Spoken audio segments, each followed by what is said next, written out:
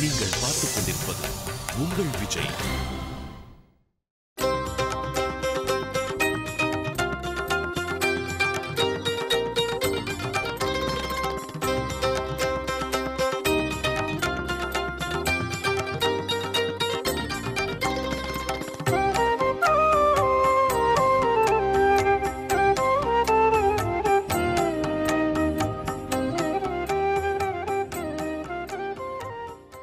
கிருஷ்ணா நதி தீரத்தில் மற்றொரு நரசிம்ம தீர்த்தம், நரசிம்ம க்ஷேத்திரம் வேதாத்ரி என்னும் இந்த உயர்ந்த பர்வத சிகரம். இங்கே ஸ்ரீ நிருசிம்மன் பஞ்சமூர்த்தியாக சேவை சாதிக்கின்றான். நிருசிம்மனுக்கு பஞ்சானனன் என்பது ஒரு திருநாமம். சுவாமி ஸ்ரீ வேதாந்த தேசிகனுடைய பெருமைகளை அனுசந்திக்கும் பொழுது பஞ்சானன பராக்கிரமஹா என்று பெரியோர்கள் அனுசந்திக்கின்றார்கள். அதாவது சிம்மத்தை போன்ற பராக்கிரமம் உடையவர், வாதிகளை தன் வாதில் வெல்லக்கூடிய வைபவாரிஷயத்தை பெற்றவர் என்பது அதனுடைய பொருள்.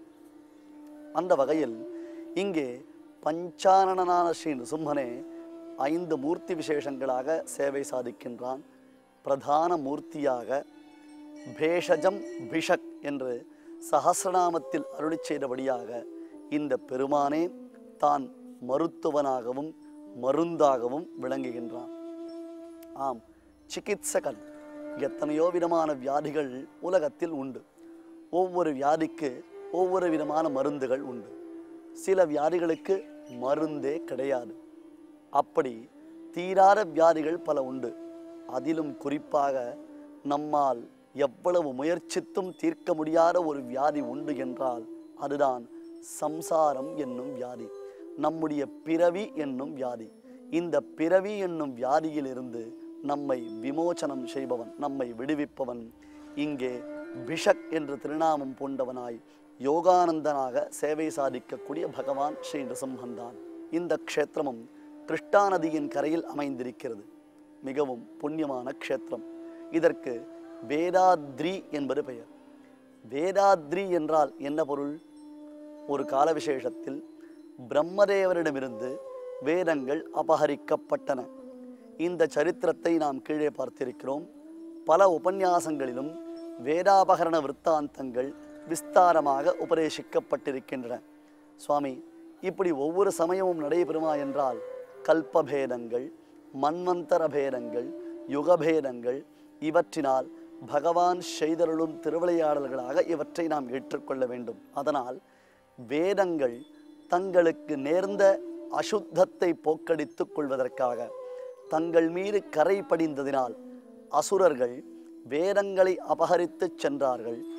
அப்படி அபகரிக்கப்பட்டதினால் பிரம்மதேவரிடம் மூலமாக அந்த வேதங்கள் தொலைந்து விட்டதினால் மீண்டும் பெருமான் தான் அவதாரம் செய்து வேத சம்ரக்ஷணத்தை செய்தான், வேதத்தை காப்பாற்றினான். அவன் தன் மூச்சுக்காற்று வேதம் என்பதை நாம் கீழே பலமுறை பார்த்திருக்கிறோம் அல்லவா? எனவே வேதங்கள் இந்த திருமலையில் தாங்கள் தவமிருந்து வேத பிரதிபாத்தியனான பகவான் ஸ்ரீ நிருசிம்மனை ஆராதித்ததினாலே இந்த அழகிய மலைக்கு வேதாத்ரி என்பது பெயர். இந்த இடம் வேதங்களின் தபோவனம். ஆம், வேதங்கள் செய்த தவத்தின் பயனாக யோகானந்த ஸ்ரீ நிருசிம்மன் நித்திய சாநித்தியத்துடன் விளங்குவதினால் இது வேதாத்ரி என்று அழைக்கப்படுகின்றது. பின்னொரு காலத்தில், அதாவது திரேதாயுகத்தில், இங்கே ரிஷ்யஸ்ருங்கர் என்னும் மகரிஷி தவம் செய்து சித்தி பெற்றார். ஸ்ரீ நிருசிம்மன் இத்திருத்தலத்தில் 5 நிலைகளில் எழுந்தருளியிருப்பதாக பார்த்தோம் அல்லவா? உள்ளே யோகானந்த நிருசிம்மனாக ஒரு நிலை, அதற்கு அருகிலேயே ஒருவேளை நரசிம்மனை பார்த்து மற்றவர்கள் பயப்படலாம் என்பதற்காகத்தான் ரிஷ்யஸ்ருங்கரே பிரதிஷ்டை செய்வித்த கல்யாண நரசிம்ம சுவாமி கர்ப்ப கிரகத்திலேயே எழுந்தருளியிருக்கிறார். அதன் பின்னர் வேதாத்ரி மலையின் சிகரத்தில் ஜுவாலா நிருசிம்மன் என்னும் திருநாமத்தில் ஸ்வயம்பு மூர்த்தியாக ஸ்ரீ நிருசிம்மனுடைய சன்னிதானம் அமைந்திருக்கிறது. சற்றே மலையின் மீது நாம் ஏறி சென்றோமையானால் சுமார் 200 படிக்கட்டுக்கள் மேலே ஏறி சென்றால் வேதாத்ரி மலையின் சிகரத்தில் ஜுவாலா நிருசிம்மனின் சன்னிதானத்தை சேவிக்கலாம், ஸ்வயம்பு மூர்த்தி. அதன் பின்னர் கிருஷ்ணா நதியின் நடுவில் ஒரு மாபெரும் கற்பாறை அமைந்திருப்பதை பாருங்கள். இந்த கற்பாறை சாக்ஷாத் நரசிம்ம ஷாலக்கிராமம் என்றுதான் புராணங்கள் கூறுகின்றன. நிருசிம்மன் ஷாலக்கிராம சிலாரூபமாக ஸ்வயம் வியக்தமாக கிருஷ்ணா நதியின் நடுவில் ஒரு கற்பாறையில் ஷாலக்கிராம சிலாரூபமாக சேவை சாதிக்கின்றான். அந்த இடத்தை வணங்க வேண்டும். எல்லோரும் அதனை பிரதட்சணம் செய்வார்கள். ஒருவரும் அதன் மீது கால் வைத்து ஏறுவது இல்லை. ஏனென்றால் அதுவும் நரசிம்மன் தான் என்பதாக. இந்த திருத்தலத்திற்கு அருகிலே சுமார் 5 கிலோமீட்டர் தொலைவில் மற்றொரு நரசிம்ம க்ஷேத்திரமும் அமைந்திருக்கிறது. அது இந்த திருத்தலத்தின் தொடர்புடைய க்ஷேத்திரமாய் இருப்பதினாலே மொத்தம் 5 நரசிம்மமூர்த்திகள் இங்கே அருள் பாலிக்கின்றார்கள். ஒரே நரசிம்மமூர்த்தி 5 வடிவங்கள் கொண்டு இங்கே அருள் பாலிக்கின்றார். வேதங்கள் தவம் செய்தன. அடுத்தது எந்த மகரிஷி தவத்தினால் ஆராதித்தார் என்று பார்த்தோம். திரேதாயுகத்தில் ரிஷ்யசிருங்கர் என்னும் மகரிஷி தவம் செய்து சித்தி பெற்றதாக வரலாறு. அத்தகைய ரிஷ்யசிருங்கரின் தபோவனத்தில் அந்த மகாத்மாவின் மிக ஆச்சரியமான சரித்திர விசேஷத்தை நாம் பார்க்கலாம்.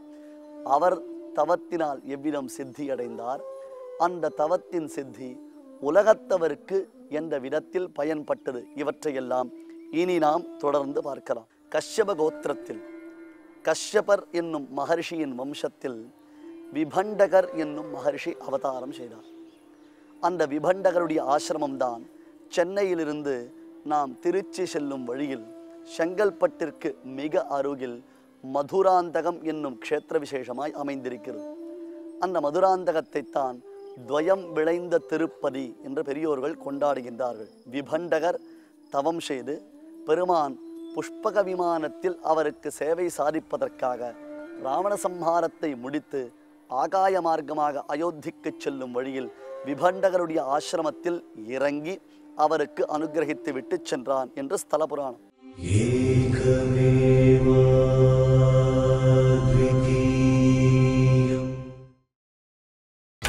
நீங்கள் பார்த்துக் கொண்டிருப்பது உங்கள் விஜய்.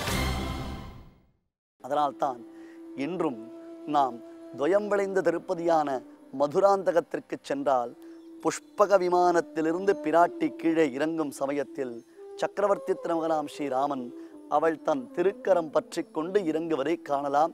இன்றும் அர்ச்சாவதாரத்தில் அதை நாம் அனுபவிக்கலாம், ஆனந்தப்படலாம். அந்த விபண்டக மகர்ஷியினுடைய திருக்குமாரர் தான் இங்கே வேதாத்ரி மலையில் தவம் செய்து சித்தி பெற்ற ரிஷ்யசிருங்கர் என்னும் மகாத்மா. சுவாமி, பேரே விசித்திரமாக இருக்கிறது. இது என்ன பெயர்? எவ்விதம் தவம் செய்தார்? அவருடைய பிறப்பின் சூக்ஷ்மம் என்ன? பல தபோதரர்களுடையதான அவதார விசேஷங்களை பார்த்தோமே. இப்பொழுது ரிஷ்யசிருங்கருடைய அந்த சரித்திரங்களையும் கேட்க வேண்டும் என்னும் ஆவல் உண்டாகிறதல்லவா? ரிஷ்யசிருங்கா என்றால் மான் கொம்பை உடையவர் என்பது பொருள். மான் கொம்பு, தலையில் முடிமுளைக்கும், தலையில் சிகை என்பதாக குடுமி இருக்கும், அல்லது தபஸ்விகள் முன்புறமாக ஒரு பெரிய கொண்டை போட்டு கொண்டிருப்பார்கள். அந்த காலத்தில் புருஷர்களுக்கும் ஸ்திரீகளுக்கும் இது நியதமாயிருந்தது. இது என்ன சுவாமி, கலைக்கோட்டு முனிவர் என்கிறீர்கள், அது என்ன மானின் கொம்பு போன்றதான கொம்பு அவர் தலையில் முளைத்திருந்ததா? இப்படி ஒரு விசித்திரமான ஒரு பிறவியா என்பதாக எண்ண தோன்றுகிறதே. அவர் சரித்திரத்தை பார்க்கலாம். கஷ்யபர் கோத்திரத்தில் விபண்டக மகர்ஷி பிறந்தாரே, அந்த விபண்டகர் மகாஸ்ருங்கம் மகாஹ்ரதம் என்னும் க்ஷேத்திரத்தில் தவம் செய்து வந்தார். மகாஹ்ரதம் என்பது அவர் தவம் செய்த இடத்தின் பெயர். ஒரு நாள் நதியில் இறங்கி ஸ்நானம் முதலான அனுஷ்டானங்களை செய்து கொண்டிருந்த சமயத்தில் தேவலோகத்து அப்சரஸ்திரீயான ஊர்வசி என்னும் பேரழகி கட்டழகி அவ்வழியே சென்றார். பலகாலம் தவம் செய்து களைத்திருந்ததினாலேயும் தன்னுடைய புலன்களை எல்லாம் அடக்கி இருந்ததினால் ஏற்பட்ட ஆயாசத்தினாலேயும் அன்றைய தினத்தில் விபண்டகர் சற்றே சோர்ந்திருந்தார். அச்சமயத்தில்தான் தேவலோகத்து அப்சரஸ்திரியான அப்சரசுகளில் சிறந்தவளாம் ஊர்வசி. ஏனென்றால் பத்ரிகாசிரமத்தில் ஸ்ரீமன் நாராயணன் தவம் செய்து கொண்டிருந்த பொழுது அவர் பெருமை அறியாமல் இந்திரன் பல அப்சரசுக்களை அனுப்பி, தேவலோகத்து பெண்களை அனுப்பி நாராயணனை மயக்கி அவர் தவத்தை கலைப்பதற்கு முயற்சித்தான். இதை கண்ட நாராயணன் நகைத்து, இந்திரா, இந்த பெண்கள் எல்லாரும் எம்மாத்திரம், எல்லாவற்றையும் சிருஷ்டிப்பவன் நான், இந்த பெண்கள் எல்லோரும் எம்மாத்திரம்? இவர்களை நீ என் கண்முன்னே காண்பித்து விட்டால் நான் மயங்கி விடுவேனா? பேரழகிகள், கட்டழகு வாய்ந்தவர்கள் என்று இருமாந்திருக்கிறாயா? இப்பொழுது பார் என்று தன் துடையை தட்டினாராம். அதிலிருந்து பேரழில் வாய்ந்த ஒரு பெண் தோன்றினாள். ஊரு என்றால் துடை. அதிலிருந்து பிறந்ததினால் இப்பெண்மணிக்கு ஊர்வசி என்ற பெயர் உண்டாயிற்று. இந்த சரித்திரத்தை சற்றே விஸ்தாரமாக கீழே அனுபவித்திருக்கிறோம். இருந்தும் தற்பொழுது உங்களுக்கு மறுபடியும் ஞாபகப்படுத்துகிறேன். பகவானுடைய துடையிலிருந்து உண்டானதினால், எழில்மிக தோற்றத்தை கொண்டதினால் அப்சரசுகளில் சிறந்தவளாக அந்த ஊர்வசி விளங்கினாள். அவள் விபண்டகர் தவம் செய்து கொண்டிருந்த மகாஹிரதம் என்னும் இந்த இடத்தின் வழியாக சென்ற பொழுது விபண்டகர் சற்றே மனம் மயங்கினார். அப்பொழுது அந்த நதியில் ஓர் பெண்மான் தண்ணீர் அருந்த வந்தது. தாகத்தினால் தவித்த அது தண்ணீர் அருந்த வந்தது. விபண்டகர் ஊர்வசியின் நினைவாக அதில் ஸ்நானம் செய்து கொண்டிருக்கிறார். பெண்மானும் அந்த தீர்த்தத்தை பருகியது. இப்படி விபண்டகர் ஊர்வசியை நினைத்து கொண்டிருந்த சமயத்தில் பெண்மான் அந்த தீர்த்தத்தை பருகியதினாலே பெண்மானுக்கு கர்ப்பம் உண்டாயிற்று. இதுவும் தெய்வ சங்கல்பம்தான். ஏனென்றால் ஒரு மான் வயிற்றில் பிள்ளை பிறக்க முடியுமோ? ஒரு மான் வயிற்றில் பிள்ளை கர்ப்பம் தங்குமோ? ஸ்ரீமத் பாகவதத்தில் ஒரு கதை உண்டு. துந்துலி என்பவள் தன் கணவனுக்கு தான் பிள்ளை பெற்றுத்தர விரும்பவில்லை. ஆனால் ஆத்மதேவன் என்னும் அந்த பிராமணோத்தமர் ஒரு மகர்ஷியினிடத்தில் வரம் பெற்று வந்து அவர் அளித்த பழத்தை தன் மனைவி துந்துலியினிடத்தில் கொடுத்தார். அவளோ பேறுகாலம் என்பது கடினமானது. ஒரு பெண்ணுக்கு மரணத்தை தரக்கூடியது இந்த பேறுகாலம் என்பதினால் தனக்கு பிள்ளை வேண்டாம் என்று நிச்சயித்தவளாய் இருந்ததினால் தன் கணவன் அளித்த பழத்தை வீட்டில் இருக்கக்கூடிய பசுமாட்டிற்கு கொடுத்தாள். பசுமாடு பழத்தை புஜித்தது. அதன் வலிமையினால் பசுமாட்டின் வயிற்றில் ஒரு பிள்ளை பிறந்தான். உலகமே இந்த அதிசயத்தை திரண்டு வந்து பார்த்தது. பசுவின் காதுகளை போன்ற காதுகளை அவன் பெற்றிருந்ததினாலே கோகர்ணன் என்று புகழப்பட்டு பின்னாளில் பாகவத சப்தாக யஜ்ஞத்தை விசேஷமாக நடத்தி இந்த சப்தாக மகாத்மியத்தை உலகத்திற்கு அறிவித்த மகாத்மாவாக கோகர்ணர் திகழ்ந்தார். விபண்டகருடைய சம்பந்த விசேஷத்தை அடைந்த அந்த பெண்மான் கர்ப்பம் தரித்தது. இதுவும் பகவத் சங்கல்பம். ஏனென்றால் முன்னமேயே இந்த பெண்மான் ஒரு ரிஷியாக இருந்ததாம். இது கதைக்குள்ளே அமைந்திருக்கும் மற்றொரு கதை. ஒரு ரிஷியாக அமைந்திருந்தது. அந்த ரிஷி பிரம்மதேவரிடத்தில் அபராதம் செய்தார். பிரம்மதேவருக்கு கோபம் ஏற்பட்டது. கோபவசத்தினால் அந்த ரிஷிக்கு சாபமளித்தார். நீ பெண்மானாக பிறக்க வேண்டியது என்று. சுவாமி, இது நியாயமா?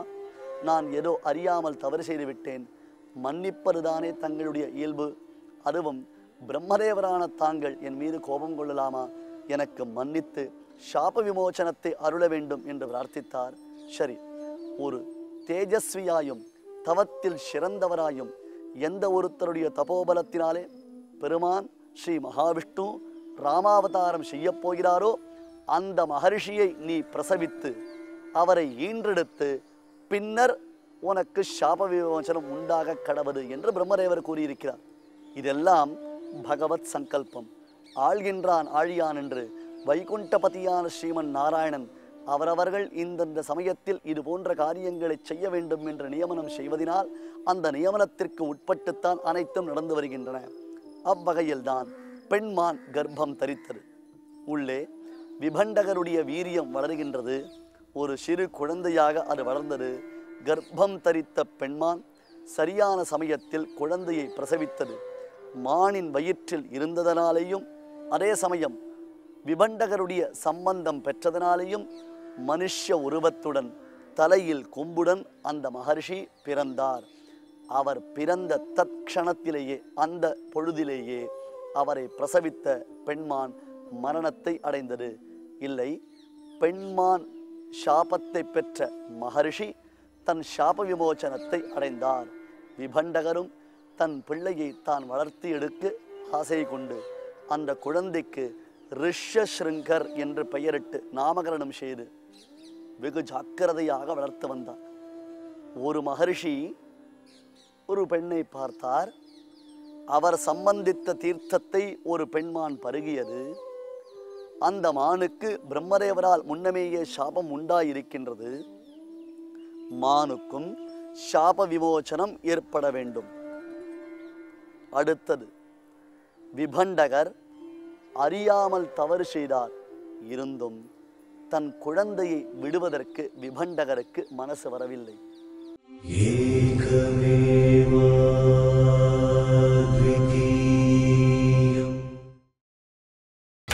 நீங்கள் பார்த்துக் கொண்டிருப்பது உங்கள் விஜய்.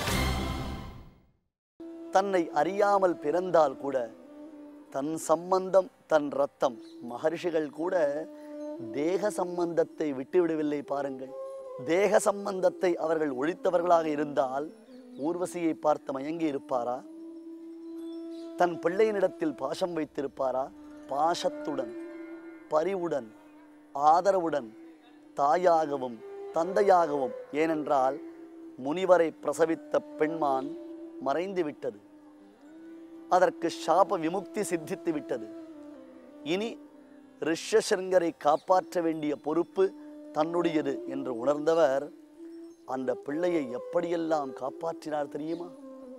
எவ்வளவு கவனத்துடன், நிதானத்துடன், ஊரார் கண்ணில் படக்கூடாது என்றதான ஒரே நோக்குடன் காட்டின் நடுவில் ஓர் ஆசிரமம் அமைத்து, மனித வாசனையே இல்லாத, ஜனசந்தடியே இல்லாத ஒரு க்ஷேத்திரம் அமைத்து, அந்த க்ஷேத்திரத்தில் தன் பிள்ளைக்கு சிறந்த தவ வலிமை உண்டாகும்படியாக செய்து, உலகத்தில் தான் ஒருவன், தன் பிள்ளை மட்டும்தான் என்பதாக அந்த பிள்ளைக்கு எதையும் அறிவிக்காமல், தங்கள் இருவரை தவிர்த்து வேறு எதையும் அறிவிக்காமல் விபண்டகர் வளர்த்து வந்தார். ஆனால் விதி வலியது. பகவத் சங்கல்பத்தை யாரால் மாற்ற முடியும்? சத்திய சங்கல்பனான சர்வேஸ்வருடைய திரு உள்ளத்தை யாரால் அறிய முடியும்? அவர் என்ன நினைக்கிறாரோ அந்த காரியம் நடந்தேதான் தீருமல்லவா? கலைக்கோட்டு முனிவராம் ரிஷ்யசிருங்கர் தனிமையான தன்னுடைய ஆசிரமத்தில் இருந்து, தன் தந்தை தனக்கு ஏற்படுத்தி வைத்திருந்த தனிமைச் சிறையிலிருந்து வெளிவருவதற்கு ஓர் சந்தர்ப்பம் கிட்டியது. அது உலகத்தின் உன்னதமான தருணம். இல்லையென்றால் சக்கரவர்த்தியாம் ஸ்ரீ ராமபிரான் நமக்கு கிடைத்திருப்பாரா? அந்த ராமனுடைய திரு கல்யாண குணங்களைத்தான் நாம் பாடியிருக்க முடியுமா? ஆம், விபண்டகரின் குமாரர் ரிஷ்யசிருங்கர் இங்கே வேதாத்ரி மலையில் தவம் செய்து சித்தி பெற்று ஸ்ரீ நிருசிம்மனை ஆராதித்திருக்கிறார். அந்த ரிஷ்யசிங்கரின் தபோவனத்தில் அவருடைய சரித்திர விசேஷங்களை எல்லாம் நாம் இன்னும் தொடர்ந்து அனுபவித்து நிருசிம்மனுடைய அனுகிரகத்தையும் மகரிஷியினுடைய அனுகிரகத்தையும் பெறலாம்.